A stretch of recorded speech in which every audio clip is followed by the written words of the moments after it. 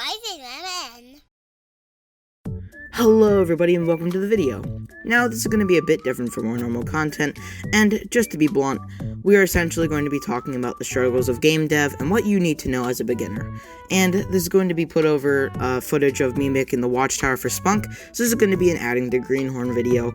So without further ado, let's just jump right into it. Alright, so there are three main categories that you pretty much need to know when you're starting a game. Now, these are very general and basic categories. Like I said, I am not an advanced game developer at all, but for now this will work. So, you've got designing, you've got art, and you've got code. Designing more being 3D models or just map design and stuff like that. So, I'll speak from experience. I do a lot of map design for my own game, Spunk. And there's not much to it, but you're going to need, if you're going to start any basic game dev project, you're going to need a computer. I mean, it's simple as that.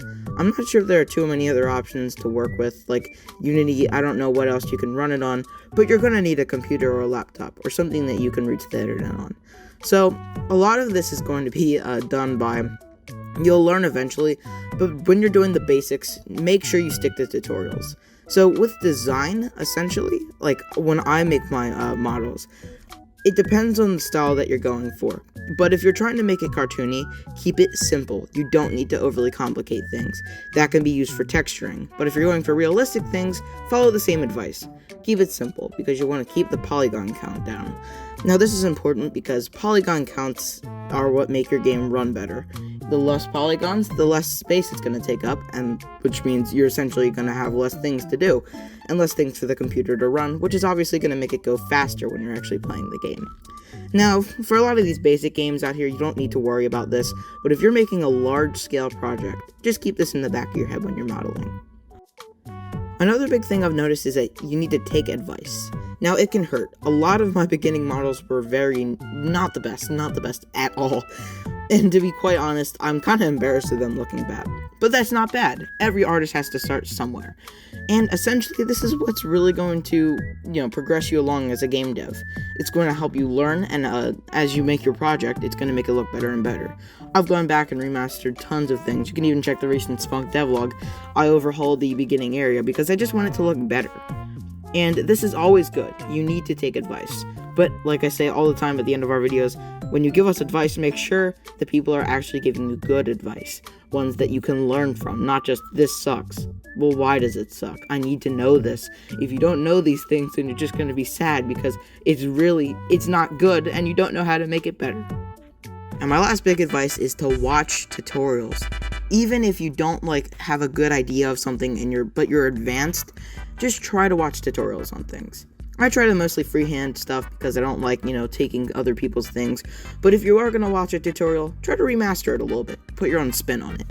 But everybody needs to watch tutorials, no matter what it is. The internet is a huge place, and you can find pretty much tutorials on anything.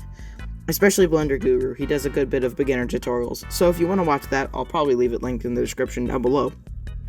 But essentially, these are going to show you what to do in the future, and they're basically going to teach you how to do base designs. A lot of the simple things that once you learn from the start, you're not going to forget.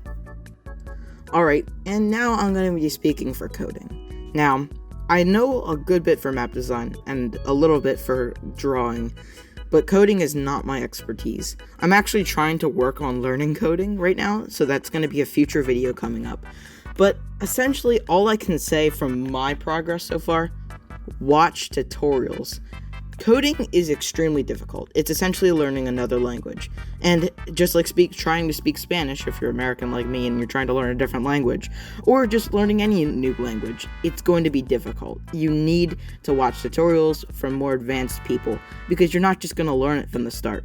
Unlike 3D modeling, where you can just make something and see if it sticks, this, you actually need to understand it in order to design things and implement things.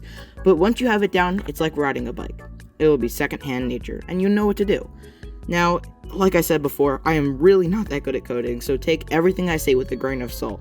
But make sure you are listening to others and taking in tutorials and learning, because this way you can build the basics, and then from there, you can do your own things. Now, once you do get the hang of it, and you can code pretty well without having to watch too many tutorials, you need to break things down. There's not going to be a tutorial for everything. And so there's probably going to be tutorials on the small things. You need to break down what you're trying to do.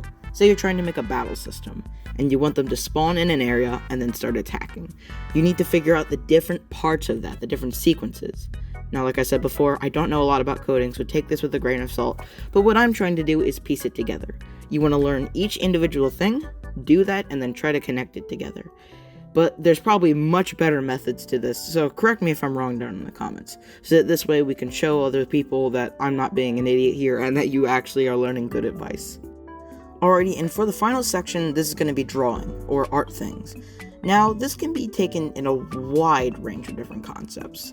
Concept art, like I said before, and normal art, just the art for the game, maybe 3D art, but this is more for the drawing side of things. Now, for us, we're making a 2.5D game in the style of, like, you have flat character, but 3D world, and we like to have concept art and then actually remaster that art in the style that we like. Namely because coming up with new characters can be difficult without other help, and so you need to listen to other people's ideas for this, because coming up with individual characters is very difficult, and if you don't have a good base design, then you're going to need to look. Now, Spicy Lemon member number 1, I think, the artist, had trouble with architecture and maps and the basics. So essentially what I can speak here is that the basics are the most important when it comes to drawing, because if you know what to do then, you can let your creativity run wild, and then you won't have to do as much concept art because you'll already have the idea in your head. But if you get the basics down, you can make some incredible pieces of art. Like, some games out there are just breathtaking to look at, and it inspires me so much, and it makes me want to keep working on Spunk to make it just like that, and to strive to make it that good. So make sure you're always taking in advice, and make sure you're always improving, but while keeping the basics in check. And with this, just like the design, the map design, you need to take advice from people. Even if it's not too good, just try to see what you did wrong. You're not always going to be perfect. At the start, I was I got upset when people insulted my art. And it's not that they were insulting it. They were being actually critical and giving me good advice. Once you learn to accept this, you can make actually good art, and you can improve along the way. And that is essentially what you're trying to do when you're making a game. You're trying to make everything perfect, the best it can possibly be.